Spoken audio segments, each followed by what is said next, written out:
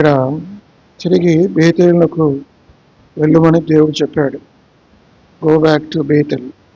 35వ అధ్యాయం మొదటి వచనం. దేవుడు యాకోబుతో, నీవు లేచి బేతేలునకు వెళ్ళి అక్కడ నివసించి నీ సహోదరుడైన ఏశావు ఎదుట నుండి నీవు పారిపోయినప్పుడు నీకు కనబడిన దేవునికి అక్కడ బలిపీఠమును కట్టుమని చెప్పగా. కాబట్టి ఈ యొక్క యాకోబు జీవితంలో తప్పిదాలు మనం ఎరుగుతున్నాం. తన అన్నను మోసగించాడు, తండ్రిని మోసగించాడు, తన అన్నకు రావాల్సిన ఆశీర్వాదాలను కొట్టేశాడు. తర్వాత అన్న భయం చేత ఆ పద్దనరాముకు వెళ్ళిపోయాడు. దాదాపు 20 సంవత్సరాలు గడిచిపోయింది. 20 సంవత్సరాల తర్వాత ఇప్పుడు దేవుడు చెప్తున్నాడు, తిరిగి నువ్వు బేతేలుకు వెళ్ళు. అయితే ఎక్కడైతే నువ్వు నూనె పూసి మరి అక్కడ దేవుణ్ణి ఆరాధించావో, నీ కష్ట సమయంలో దేవుడు నిన్ను జ్ఞాపకం చేసుకున్నాడు కదా, ఆ స్థలానికి వెళ్ళు, అక్కడ నివసించు, అక్కడ నిన్ను ఆరాధించు అని చెప్పాడు. కాబట్టి యాకోబు పద్దనరాములో ఉండటం దేవుని చిత్తము కాదు.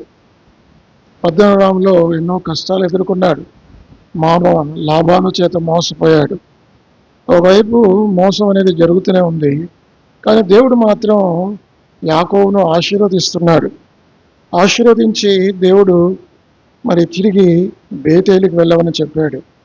కాబట్టి దేవుని చిత్తంలో ఉన్న స్థలములోకి మనం వెళ్ళాలి.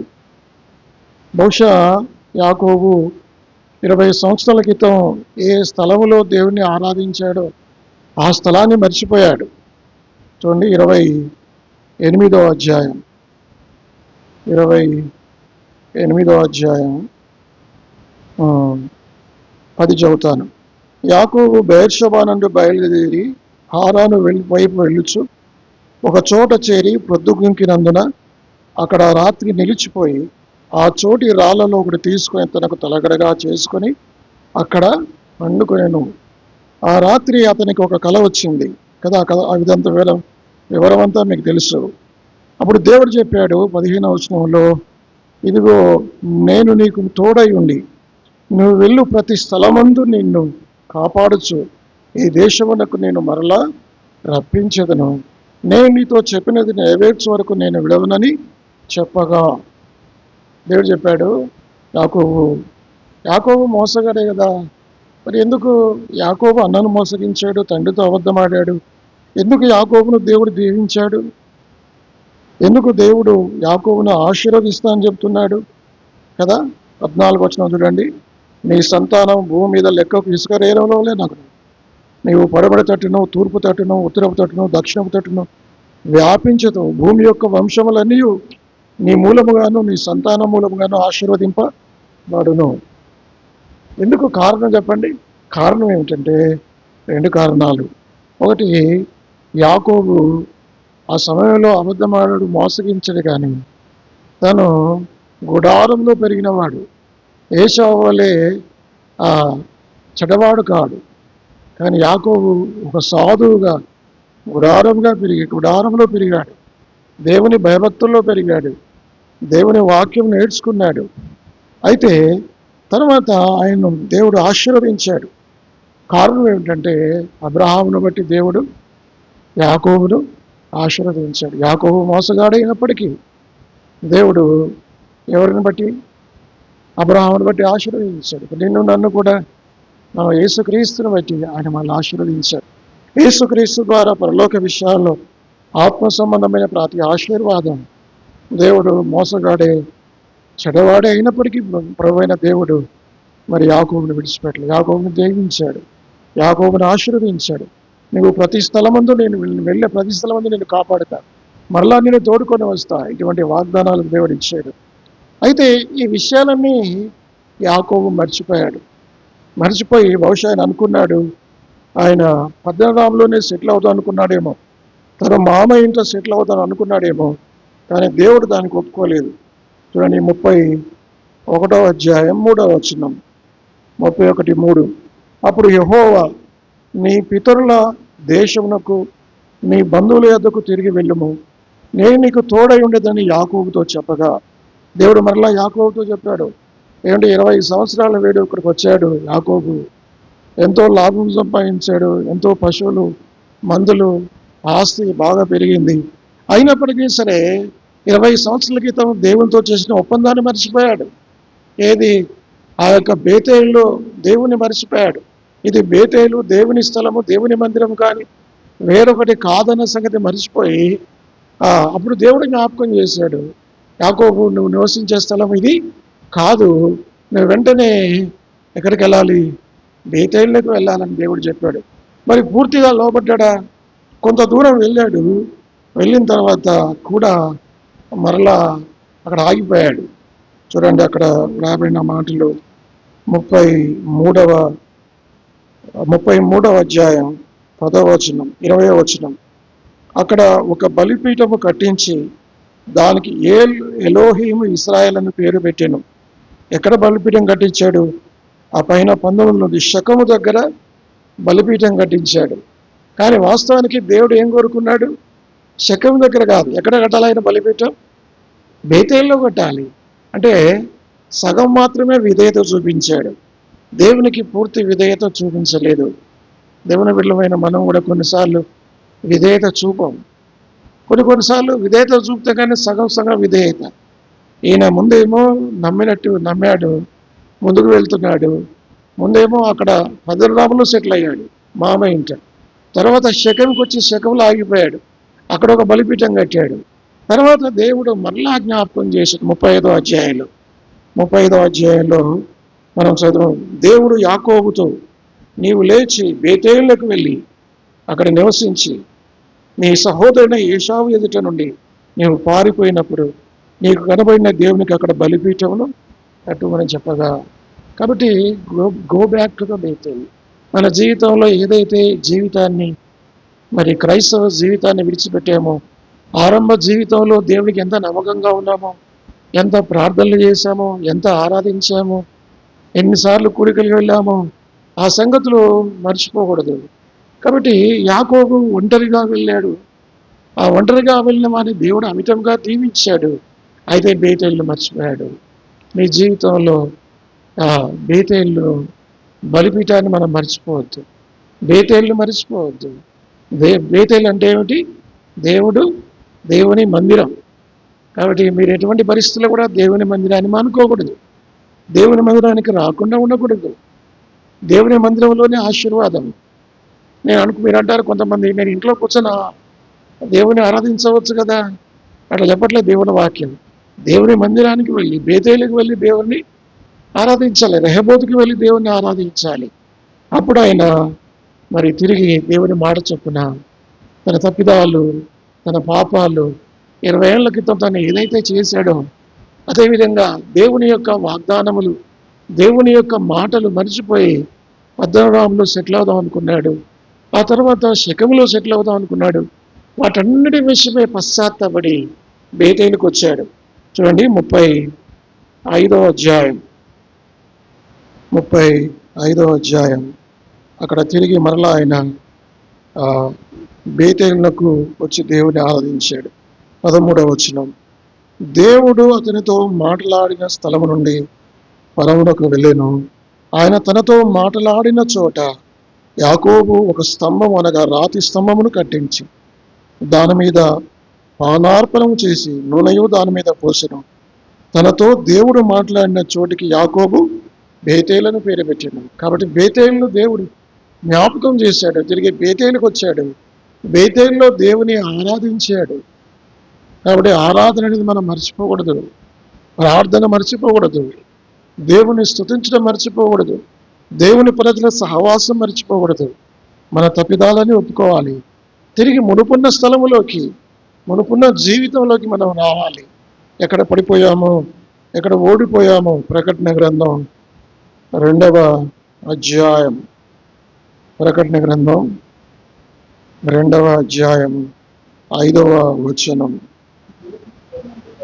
నీవు ఏ స్థితిలోంచి పడితివో అది జ్ఞాపకం చేసుకొని మారు మనసు పొంది ఆ మొదటి క్రియలు 3 విషయాలు ఉన్నాయి ఇక్కడ. మొట్టమొదటి ఏంటంటే, ఏ స్థితిలోంచి పడితేవో అది జ్ఞాపకం చేసుకో. మునుపు ఒకప్పుడు నువ్వు ఏ విధంగా జీవించావు, ఎంత బాగా పరిశుద్ధంగా జీవించావు, ఎన్ని ప్రార్థనలు చేసావు, ఎంత భక్తిగా ఉన్నావు, ఈరోజు అది నీకు లేదు. దేవుడు చెప్తున్నాడు, నువ్వు ఏ స్థితి నుంచి పడితేవో అది జ్ఞాపకం చేసుకో. First remember the old things కదా, పాత సంగతులు మరి జ్ఞాపకం చేసుకో. తర్వాత నువ్వేం చేస్తావంటే అది జ్ఞాపకం చేసుకొని మారు మనసు పొంది అంటే రిపెంట్. నెంబర్ 1 ఇంగ్లీష్ వచ్చిన చదివిన పిల్లలు, నెంబర్ 1 రిమెంబర్, జ్ఞాపకం చేసుకో. నెంబర్ 2 రిపెంట్, మారు మనసు పొందు. నెంబర్ 3 ఏంటంటే ఆ మొదటి క్రియలు అంటే రిపీట్ దోస్ ఫస్ట్ వర్క్స్ కదా, repeat. Remember 3R, triple R అంటే ట్రిపుల్ ఆర్ కాదు, రిమెంబర్ చెప్పండి. Number 2 repent and repeat. కాబట్టి ఇప్పుడు యాకోబు అదే చేశాడు. ఏం చేశాడంటే ఆ బేతేలును జ్ఞాపకం చేసుకున్నాడు. అయ్యో దేవా, నేను బేతేలును నేను మర్చిపోయాను, నేను విడిచిపెట్టాను, పశ్చాత్తాపడ్డాడు. తిరిగి ఆ మొదటి క్రియలు చేశాడు. బేతేలుకు వచ్చి దేవుణ్ణి ఆరాధించాడు. నీ జీవితంలో పడిపోయిన ప్రాచీన జీవితాన్ని, తప్పిదాలను ఒప్పుకొని ఆ మొదటి క్రియలు చేయండి. ఏ స్థితిలోంచి పడితేవో అది జ్ఞాపకం చేసుకోవాలి. కాబట్టి భక్తులందరూ కూడా ఇలాగ చేశారు. ఒక యాకోబే కాదు, అబ్రహాం కూడా ఇదేగా చేశాడు. 13వ అధ్యాయం ఆదికాండం మొదటి వచనం, సమస్తమును భార్యను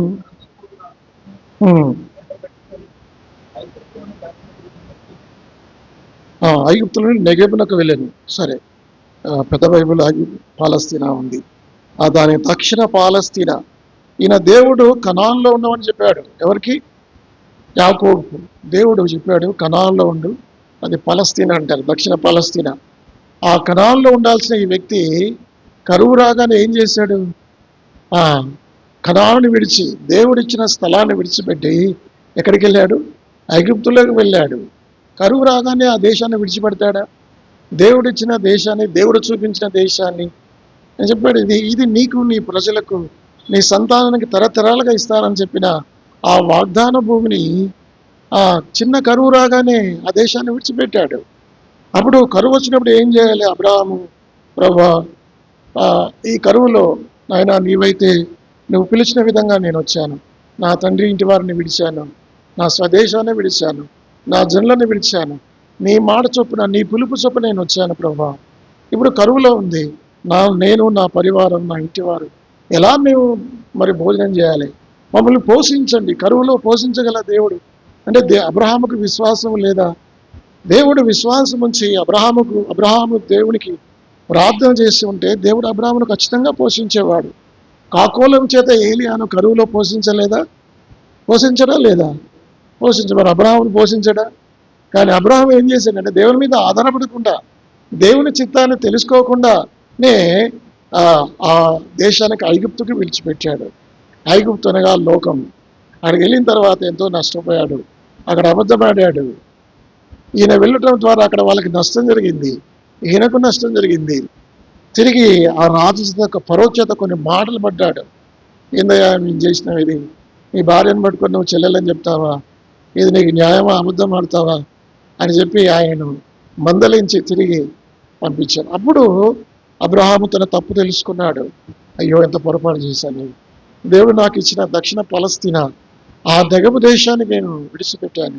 అయ్యో, దేవుని మాటను మరిచాను, దేవుని ఆజ్ఞను ఉల్లంఘించాను, దేవుని అందు విశ్వాసం నుంచి నేను అడగలేకపోయాను.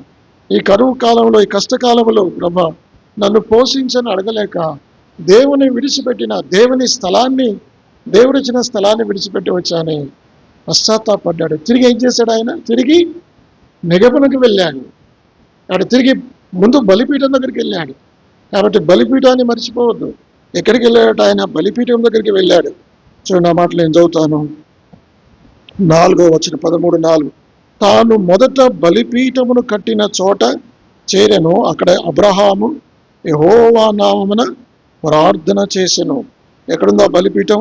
పైన ఉంది. దక్షిణం నుండి బేతేలు వరకు, అనగా బేతేలుకును హాయికిని మధ్య తన గుడారము మొదట ఉండిన స్థలం వరకు వెళ్ళి తిరిగి ఎక్కడైతే బలిపీఠం కట్టాడో అది జ్ఞాపకం చేసుకుని, ఎక్కడ కట్టాడు ఆ బలిపీఠం? 12వ అధ్యాయం 8వ వచనం. అక్కడి నుండి అతడు బయలుదేరి బేతేలు తూర్పున కొండకు చేరి పడబడున్న బేతేలుకును తూర్పున హాయికిని మధ్యన గుడారం వేసి అక్కడ యెహోవాకు బలిపీఠము కట్టి యెహోవా నామమున ప్రార్థన చేశాను. ఇప్పుడు ఐగుప్తులో అక్కడ దేవుని మందిరం ఉందా? చెప్పండి, ఉందా? లేదు. బలిపీఠం ఉందా? లేదు. ప్రార్థనలు ఉన్నాయా? లేవు. అది అనిల దేశం, అది లోకానికి సాదృశ్యం. అలాంటి దేశానికి ఎవరన్నా వెళ్తారా? ఇప్పుడు లోతు ఆ తర్వాత అదే చేశాడు. కాబట్టి అబ్రహాము తన తప్పు విషయమై పశ్చాత్తాపడ్డాడు. అయ్యో దేవా, నేనెంత నష్టపోయాను, నాకు ఇక్కడ బలిపీఠం లేదు, నాకు ఇక్కడ పరిశుద్ధులు లేరు ప్రభా, ఇది అన్య ప్రాంతం, ఇది లోకం, నేను లోకానికి వచ్చాను, లోకంలో జీవిస్తున్నాను, లోకంలో ఉన్నదంతయు శరీరాశయు నేత్రాశయు జీవపడము ఇవి తండ్రి వలన కలిగినవి కావు. కాబట్టి అబ్రహాము లోకాన్ని విడిచిపెట్టాడు, ఐగుప్తుని విడిచిపెట్టాడు, తన తప్పిదాల విషయం అబద్ధం విషయమై దేవుని యొక్క పశ్చాత్తాపడ్డాడు, తిరిగి బలిపీఠం దగ్గరకు వచ్చాడు, యెహోవా నామమున ప్రార్థన చేశాను. మీరు మీ బలిపీఠాన్ని విడిచిపెట్టవద్దు. Go back to your altar. దాన్ని కట్టిన ఆల్టర్ బలిపీఠం ఎక్కడుంది? తిరిగి ఆ బలిపీఠం దగ్గరికి రావాలి.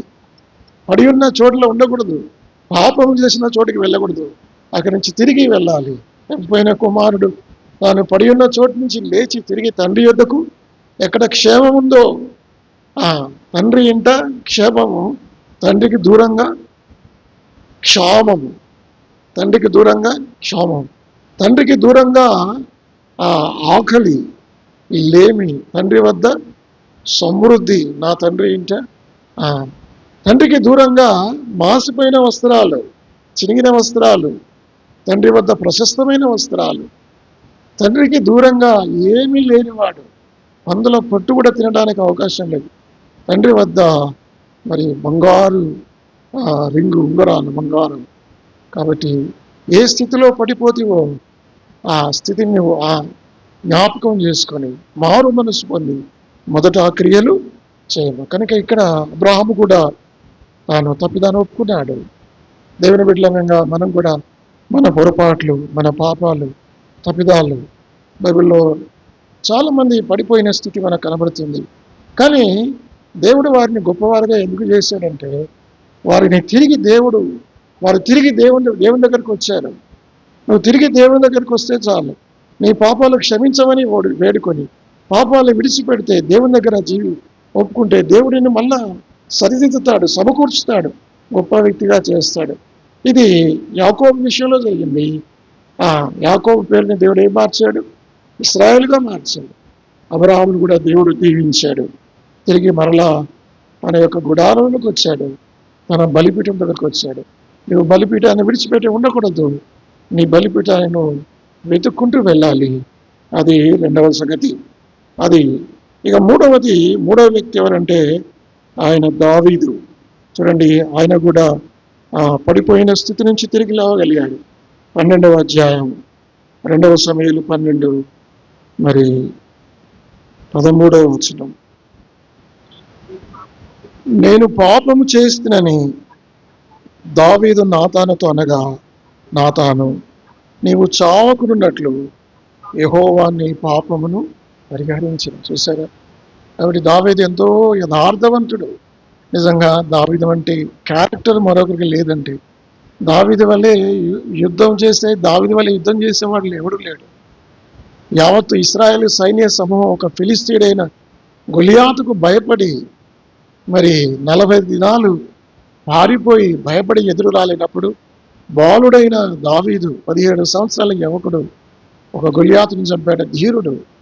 దావీదు కత్తి పట్టుకుంటే దావీదు వల్లే యుద్ధం చేసేవాడు మరొకడు లేడు. దావీదు కనుక పెన్ను తీసి పద్యాలు రాస్తే దావీదు వంటి కవి మరొకడు లేడు. కీర్తన గ్రంథంలో దాదాపు 70 పైగా కీర్తనలు రాశాడు. ఇంకా దానికి పేరే దావీదు కీర్తనలని పేరు వచ్చింది. బైబిల్లో ఎవరి కీర్తనల గురించి ఏమని రాశాడు? దావీదు కీర్తనలని ఇక్కడ 4వ అధ్యాయం అనుకుంటా అపోస్తల కార్యాలు. సరే, దావీదు కీర్తనలు. అంత గొప్ప కవి, అంత గొప్ప మల్టిపుల్ టాలెంట్ కలిగిన వ్యక్తి. అలాంటి వ్యక్తి ఒక చిన్న పాపం. దావీదు కనుక పాట పాడితే దావీదు వలె మధుర మనోహరమైన గాయకుడు మరొకడు లేడు. మనోహరమైన గాయకుడు, ఆయన కంఠస్వరం అతి మధురం అట. చూసారా, బైబిల్ ఆ మాటలు ఉన్నాయి. దావీదు సింహాసనం మీద కూర్చుంటే దావీదు వలె రాజ్య పరిపాలన చేసేవాడు మరొకడు లేడు. దావీదు అంత గొప్ప రాజు. దావీదు దయ చూపిస్తే దావీదు వలె మరొకడు దయ చూపించలేదు.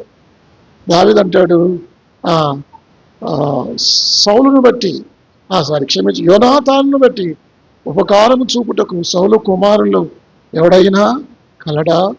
వాస్తవానికి రాజు అయిన తర్వాత పాత రాజుల, అంతకుముందున్న రాజుల కుమారులను చంపివేస్తారు. మళ్ళీ ఎక్కడ వాళ్ళు రాజులై నా పీఠం కదులుతుందో అని చెప్పి. కానీ దావీదు అలా కాదు. తన సౌలు కుమారుడైన ఎవరైనా మెఫీబోషెతుకు ఎంత దయ చూపించాడు. తన ఇంటికి తీసుకుని వచ్చాడు, తన బల్ల మీద భోజనం ఇప్పించాడు. దావీదు వంటి వాడు మరొకడైనా ఉన్నాడా? దావీదు వల్లే ప్రేమించేవాడు ఒకడు ఉన్నాడా? అలాంటి దావీదు ఒక బలహీనమైన క్షణాన మరి పశ్చమతో పాపం చేశాడు. ఎంత విచారం ఇది. అయితే దేవుడు పాపాన్ని తీవ్రంగా తీసుకుంటాడు. నీలో ఎంత గొప్ప సుగుణాలు ఉండనే గాక, ఎంత మంచి వ్యక్తిగా కావుగాక, కానీ ఏదైనా పాపం ఉందా? బైబిల్ చెప్తుంది, పాపం వల్ల వచ్చే జీతం మరణము. దేవుడు ఎవరిని ఉపేక్షించాడు. ఇంత గొప్ప దావీదు పాపం చేసినప్పుడు దావీదును దేవుడు శిక్షించాడు. ఎటువంటి శిక్ష అంటే తన రాజ్యం కోల్పోయింది. తన పాపాన్ని బట్టి తన రాజ్యాన్ని కోల్పోయాడు. తన సొంత కుమారుడే అబ్షాలోమే తన రాజ్యాన్ని కబలించాడు. ఎంత విచారం ఇది. దేన్ని బట్టి ఇదంతా? తను చేసిన పాపాన్ని ఒక్క తప్పిదం దేవుడు దాన్ని భరించలేకపోయాడు. రెండవది, తన ఉపపత్నులకు అవమానం కలిగింది. తన ఉపపత్నులైన వారితో అబ్షాలోము పాపం చేశాడు. ఎంత విచారం ఇది. ఎటువంటి అవమానం! ఆయన ఒలివల కొండ మీద ఏడ్చుకుంటూ ఆయన వెళ్ళిపోయాడు. ఎంత విచారం! చివరికి 4 కుమారులు చనిపోయారు. ఒక్క ఉరియాను చంపాడు. మనం చెప్పుకున్నాం గతంలో. 4 కుమారులు. మొట్టమొదటిగా బత్షెబ పుట్టిన కుమారుడు పసిబాలుడు చంపబడ్డాడు. అమ్నోను చంపబడ్డాడు. అబ్షాలోము చంపబడ్డాడు. అదోనియా ఒక్క ఉరియాను చంపితే 4 కుమారులు చంపబడ్డారు. పాపం వల్ల వచ్చే జీతం మరణం. పాపం అనేది ఎంత భయంకరమైనది. ఈ విషయాలన్నీ నాతాను వచ్చి దావీదు చెప్తాడు, దావీదు నువ్వు చేసింది ఏమిటో తెలుసా? ఎంత పని చేసావు?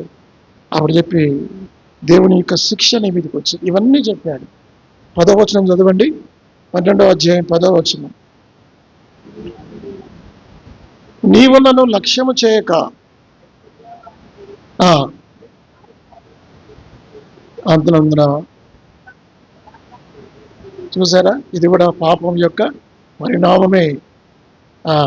పాపం చేసింది ఎవరు చెప్పండి? దావీదు.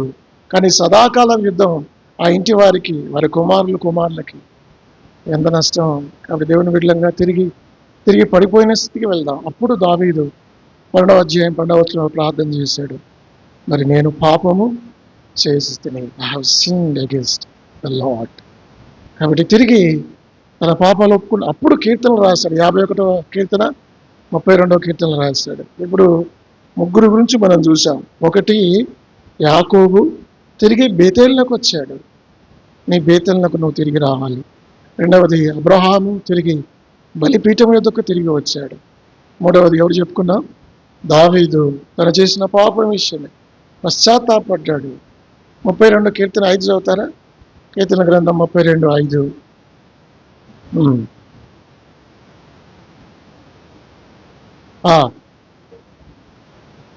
ఒప్పుకుంటుని.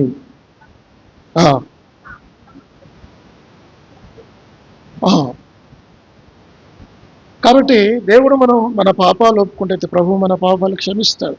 మన పాపంలో మనం ఒప్పుకునే ఆయన నమ్మదగిన వాడు, నీతిమంతుడు కనుక ఆయన మన పాపములు క్షమించి సమస్త దుర్నీతి నుండి మనల్ని పవిత్రులుగా. కాబట్టి యాకోబు వలె, అబ్రహాము వలె, దావీదు వలె మన తప్పిదాలు ఒప్పుకోవాలి. బలలో చేయవేయక ముందు తప్పిదాలు ఒప్పుకుందాం. తర్వాత యోనా గురించి చూద్దాం. యోనా గ్రంథం 3వ అధ్యాయం. ఈ బేతేలు గురించి నేను వచ్చే వారం దాని గురించి వివరంగా చెప్తాను. ఇప్పుడు యోనా గ్రంథం 3వ అధ్యాయం 1వ వచనం నుండి.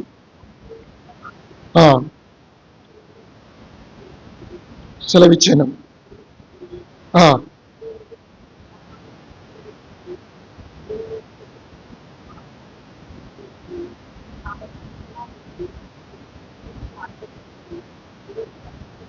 చాలు.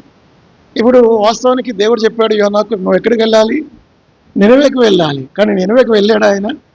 వెళ్ళాడా? తర్షీషుకి వెళ్ళాడు. ఎందుకు నినవేకి వెళ్ళలేదు?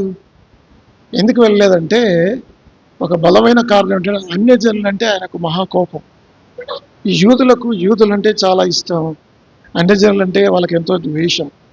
అది కాబోళ్ళు నేను వెళ్ళి అన్యుల పట్టణమైన అశ్షూరీల పట్టణమైన నినవేకి నేను వెళ్తానా? వారికి సువార్త నేను చెప్తానా? దేవుడేమో అందరినీ ప్రేమిస్తాడు. బైబిల్ చెప్తుంది దేవుడు లోకమును అందరినీ ప్రేమిస్తాడు. అన్ని కులాలు, అన్ని జాతులు, అన్ని మతాలు, వారు అన్యులైనా యూదులైనా వారు ఎవరైనా దేవుడిని ప్రేమిస్తారు. దేవుడు వారిని ప్రేమిస్తాడు కదా. కానీ ఈ యొక్క యోనా అలాంటి వ్యక్తులు కాదు. చూడండి, మాట చదువుతా నేను 4వ అధ్యాయం. అంటే నేను చెప్తున్న మాటను కన్ఫామ్ చేసుకుంటున్నాను. 4వ అధ్యాయం 1వ వచనం. యోనా దీన్ని చూచి బహుచింతాక్రాంతుడై కోపగించుకొని, ఎందుకు కోపగించుకున్నాడు తెలుసా? ఆ దేశం మీదకి, ఆ నినవే పట్టణం మీదకి ఉగ్రత రాలేదు, నాశనం రాలేదు. నాశనం రానందుకు ఏమనుకున్నాడు ఈయన? కోపడ్డాడు. చూసి కోపడ్డా అంటే ఎంత విచిత్రం చూడండి. ఎవరైనా సంతోషించాలి కదా.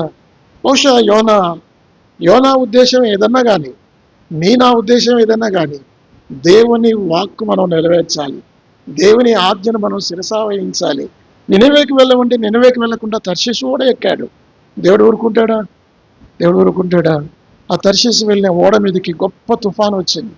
ఆ సముద్రం మీద గొప్ప తుఫాను వచ్చింది. ఆ ఓడలోనికి నీళ్ళు వస్తున్నాయి. మనోడు ఏం చేశాడు? ఓడ దిగువ భాగం వెళ్ళి చక్కగా నిద్రపోతున్నాడు. ఒక అన్యులు చెప్పారు, దేవుని కానీ ప్రజలు చెప్తున్నారు, ఓయ్ నిద్రపోతా, నీకేమొచ్చింది కదా. అన్యులతో చెప్పించుకునే పరిస్థితి క్రైస్తవులకి. మనం క్రైస్తవులమే కొన్నిసార్లు అన్యులు చెప్తారు, ఇదేందయ్యా నువ్వు బైబిల్ పట్టుకొని చర్చికి వెళ్తావు, ఇదేనా నువ్వు చేసే పని, ఇట్లాగే చేస్తావా, ఇట్లాగే మాట్లాడతావా, ఇదే అబద్ధం చేస్తావా, ఇలాంటి మోసం చేస్తావా? ఎవరైనా వాళ్ళు అడిగారు? అట్లా అడుగుతారు. అన్యులు క్రైస్తవులైన వారు అన్యుల చేత బుద్ధి చేపించుకునే పరిస్థితి. పోయి నిద్రపోతా, నీకేమొచ్చింది, నువ్వు లేచి నీ దేవుడికి ప్రార్థన చేయ అన్నప్పుడు అప్పుడు లేచాడు మనోడు. లేచి ప్రార్థన చేస్తే ఆయనకు అర్థమైపోయింది, ఈ తుఫాను నా వల్లే వచ్చింది, నన్ను ఎత్తి సముద్రంలో పడేయండి. ఆయన తీసుకెళ్ళి సముద్రంలో పడేస్తే అప్పుడు ఏం జరిగింది? ఒక తిమింగలం వచ్చి ఆయన మింగింది. ఆ తిమింగలం కడుపులో 3 దినాలు ఉన్నాడు. 3 దినాలు ప్రార్థన చేస్తున్నాడు. ఆయన చేసిన ప్రార్థన నేను మీకు చెప్తాను. 2వ అధ్యాయం 1వ వచనం. ఆ మత్స్యపు కడుపులో నుండి యోనా యెహోవాను ఇలాగున ప్రార్థించెను, నేను ఉపద్రవంలో నుండి యెహోవాకు మనవి చేయగా ఆయన నాకు ప్రత్యుత్తరం ఇచ్చాను. అక్కడ పశ్చాత్తాపం, అయ్యో ప్రభువా, అదంతా కూడా ఆయన ప్రార్థన. 2వ అధ్యాయం అంతా, నేను తప్పు చేశాను, మరణం అంచున ఉన్నాను, ప్రభా నన్ను క్షమించు, అయ్యో నీ ఆజ్ఞను నేను ఉల్లంఘించితేనే, నీవు చెప్పినట్లు వినకపోతుని, ప్రభా నా పాపానికి తగిన శిక్ష నాకు వచ్చింది, అయ్యా నన్ను క్షమించని ప్రార్థన చేశాడు కాబోలు. ఆయన ప్రార్థనను బట్టి, ఆయన పశ్చాత్తాపాన్ని బట్టి తిరిగి దేవుడు ఏం చేశాడట? చూడండి 10వ వచనం, 2వ అధ్యాయం 10వ వచనం. అంతలో యెహోవా మత్స్యమునకు ఆజ్ఞ చేయగా అది యోనాను నేల మీద కక్కెను.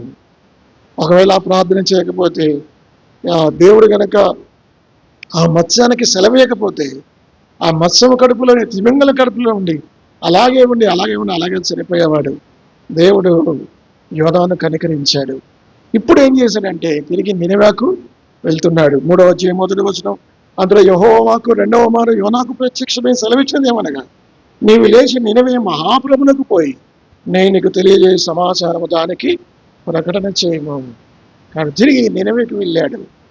మన జీవితంలో మనం తప్పించుకోవడానికి ప్రయత్నం చేయకూడదు. దేవుని ఆజ్ఞలు పాటించాల్సిందే, దానికి మినహాయింపు లేదు. దేవుడు చెప్పాడు, అబద్ధం ఆడకూడదు, మోసం చేయరాదు, నీ పొరుగు వాడిని ఏదో ఆశించకూడదు, నరహత్య చేయవద్దు, అంతే. వ్యభిచరింపవద్దు, దొంగతనం చేయవద్దు. ఇంకా దానికి ఇంకా ఏమీ లేదు. ఇంకా దేవుడు ఏమి చెప్పాడో అది చేయాల్సింది. దానికి భిన్నంగా ఏదైనా చేస్తేవా దానికి శిక్షను అనుభవించాల్సిందే. కాబట్టి యోనా విషయంలో దేవునికి అవిధేయత చూపించాడు. దీని స్టాంప్స్ ఆఫ్ కరెక్షన్ అంటారు. సరిచేయబడటం కోసం దేవుడు కొన్నిసార్లు మన జీవితంలో తుఫాను వంటి శ్రమలు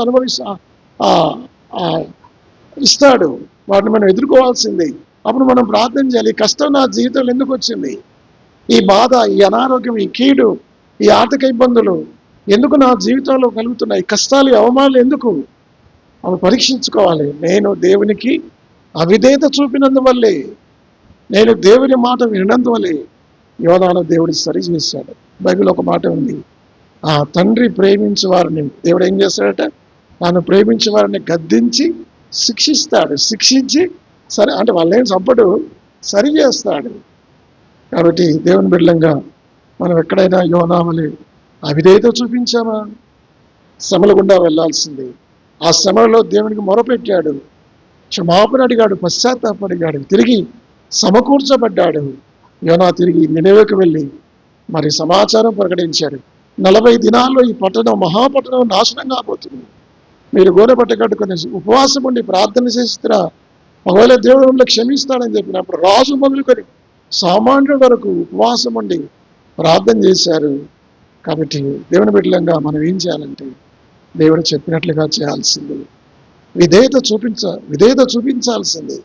ఏదైనా అవిధేయత చూపించితేవా దేవుడు సరిచేసి శిక్షించి సమకూర్చి మళ్ళా అదే యోనాను. ఇప్పుడు దేవుడు, నేను అనుకుంటాను, నినెవెకు దేవుడు యోనా వెళ్ళాలని చెప్పాడు. ఇంకొక వ్యక్తిని పంపించవచ్చు కదా దేవుడు. దేవుని దగ్గర ఇంకొక వ్యక్తులు లేరా? లేదు. నినెవేనే, యోనానే ఆ పని చేయాలి. తిరిగి నినెవెకు వెళ్ళాలి, అతను సువార్త ప్రకటించాల్సిందే. అర్థమైందా? తిరిగి నినెవెకు వెళ్ళాడు. అది యోనా విషయం. ఇప్పుడు ఎంతమంది చెప్పుకున్నాం మనం? 1 యాకోబు, 2 అబ్రహాం, 3 దావీదు, 4 యోనా, 5 ఇంకా 2, 3 ఉన్నాయి. సరే అవన్నీ ఒక్కటి చెప్తాను, చెప్పి ముగిస్తాను. పేతురు, యోహాను సువార్త 21వ అధ్యాయం 15వ వచనం. యోహాను సువార్త 21వ అధ్యాయం చదవండి, 15వ వచనం. చూచి సీమోను అడగగా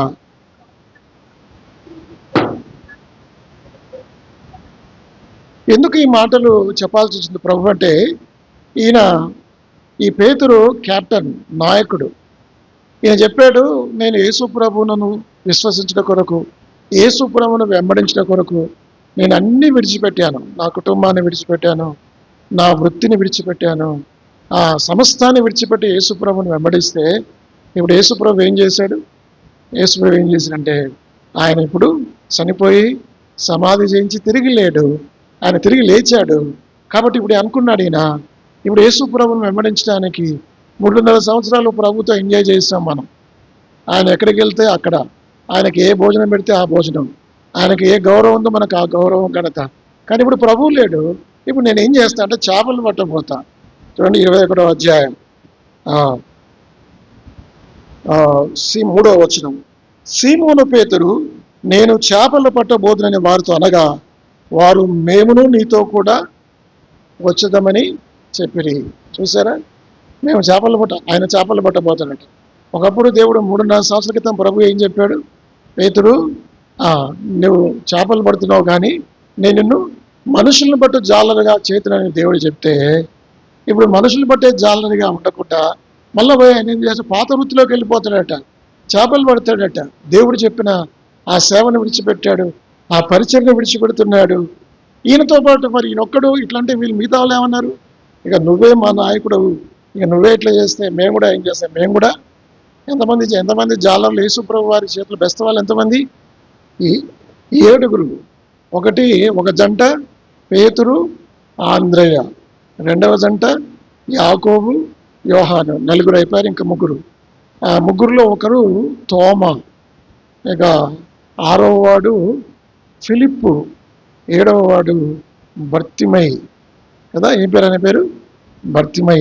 కానీ ఈ 7 మరి చేపలు పట్టేవాళ్ళు. యేసు ప్రభు ఎందుకు చేపలు పట్టే వాళ్ళని సెలెక్ట్ చేసుకున్నాడు? ఇంకా చాలా వృత్తులు ఉన్నాయి కదా. చేపలు పట్టే వాళ్ళు కష్టపడేవాళ్ళు, కష్టపడి సముద్రం లోపలికి వెళ్ళి రాత్రి పగలు కూడా అక్కడ ఉండి పనిచేసి ఒకరినొకరు సహకరించుకునేవాళ్ళు. కాబట్టి ఒకరి పనిలో ఒకరు సహాయపడేవాళ్ళు.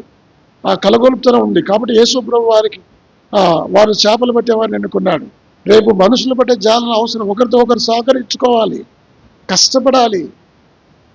ఆహారం లేకుండా ఒక 3 రోజులు ఆ గలిలయ సముద్రంలోకి వెళ్ళి వాళ్ళు ఉండేవాళ్ళు, కష్టపడి పనిచేసేవాళ్ళు. ఇప్పుడు ఈయన ఏం చేశాడంటే దేవుని పరిచయం విడిచిపెట్టాడు. అన్నీ విడిచిపెట్టి నేను చేపలు పడతానని వెళ్ళాడు. మరి చేపలు పట్టారా చూడండి. 21వ అధ్యాయం 3వ వచనం.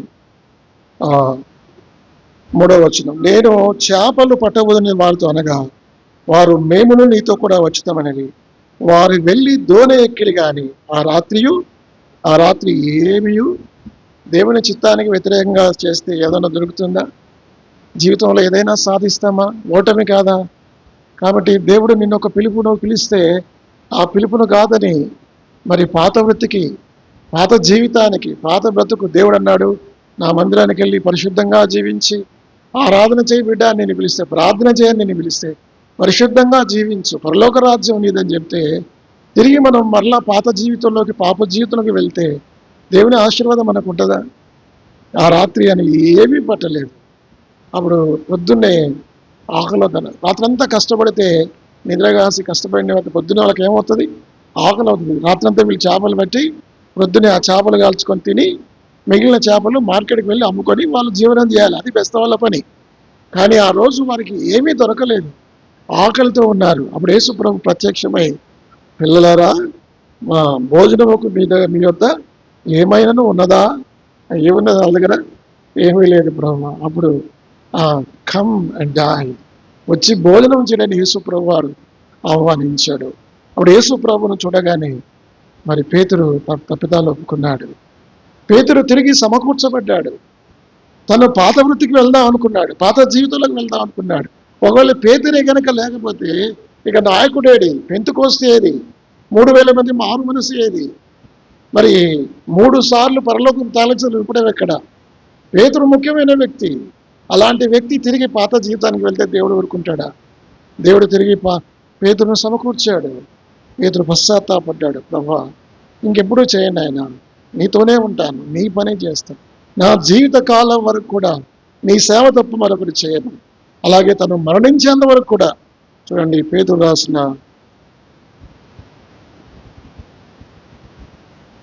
మొదటి పత్రిక 13వ అధ్యాయం 13వ వచనం.